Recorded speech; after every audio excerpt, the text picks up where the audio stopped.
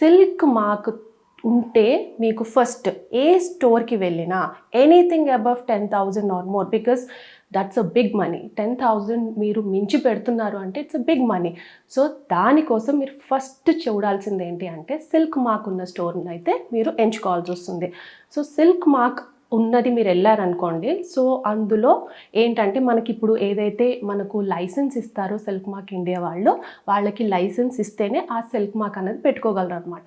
So అది ఇచ్చే ముందు సిల్క్ మార్క్ ఇండియా వాళ్ళు వచ్చి మన ప్రోడక్ట్స్ అన్ని టెస్ట్ చేస్తారు. టెస్ట్ చేశాకే మనకు లైసెన్స్ అన్నది ఇస్తారు.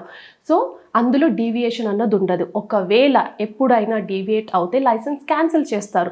సో ప్రతి ఒక్క వాళ్ళకి ఆ భయం అన్నది ఉంటుంది. సో నేను సిల్క్ మార్క్ తీసుకున్నాను అంటే నా దగ్గర ఒక జెన్యూన్ ప్రోడక్ట్ ఉందని దాని అర్థం. అంటే వీళ్ళది ఎలా ఉంటుందంటే సిల్క్ మార్క్ ఇండియా వాళ్ళు రెగ్యులర్గా మన స్టోర్కి వస్తారు. ఎప్పుడైతే మనం లైసెన్స్ తీసుకుంటామో మనకు ఆ లైసెన్స్ వస్తుందో they have every authority to come and check the products.